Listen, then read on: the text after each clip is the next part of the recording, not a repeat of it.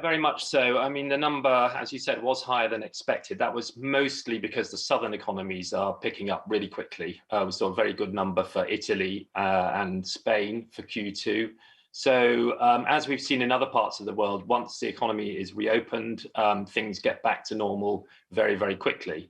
Another point I think to note from the Q2 GDP numbers is a very big discrepancy between the northern countries, which are really closing in on pre-pandemic levels, and the southern economies, particularly the more tourist-dependent ones, which are still a very long way short of that. So Spain, in particular, is still 6.5% below its pre-pandemic level in Q2.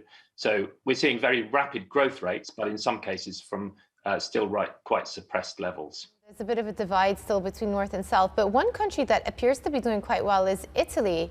And its growth levels seem to be surpassing that of its other periphery peers. What do you point that down to? Well, I think that's the most important factor is that although Italy has a big tourism sector, it's much less dependent on international tourism. That's something that I've really learned over the course of the pandemic, because we've been looking at these numbers quite closely. And Spain is like 12% of GDP is foreign tourists, whereas Italy it's sort of half of that level. So that's probably the most important factor. On top of that, we have seen more concerns about the Delta variant in Spain, which may be affecting sentiment a bit, though I don't think that's such a big deal. So let's talk about the PMI numbers that just came out. Very, very strong on services. I mean, we're nitpicking by saying that the final print came in slightly lower than flash. They're still very, very strong on the services side.